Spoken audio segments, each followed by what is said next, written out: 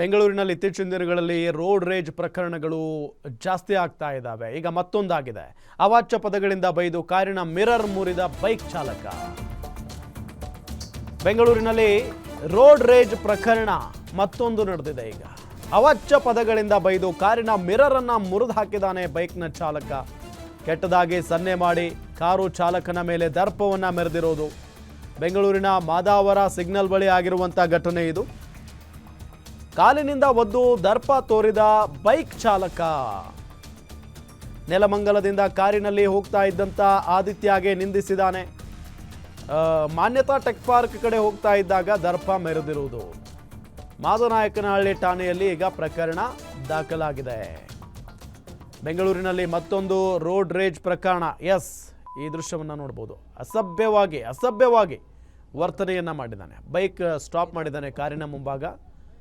ಬಂದು ಈ ರೀತಿಯಾಗಿ ನೋಡಿ, ಹೆಲ್ಮೆಟ್ನಿಂದ ಕೈಯಿಂದಾನೇ ಅನಿಸುತ್ತೆ, ಕೈಯಿಂದಾನೇ ಸೈಡ್ ಗ್ಲಾಸ್ ಮಿರರ್ ಏನಿರುತ್ತಲ್ಲ ಅದನ್ನು ಒಡೆದು ಹಾಕಿದ್ದಾನೆ ನೋಡಿ. ಒಡೆದು ಹಾಕಿ ಆವಾಜ್ ಹಾಕಿದ್ದಾನೆ, ಬೆದರಿಕೆಯನ್ನು ಹಾಕಿದ್ದಾನೆ ಈತ. ಮಾಡು ಏನು ಮಾಡ್ತೀರಿ ಮಾಡು.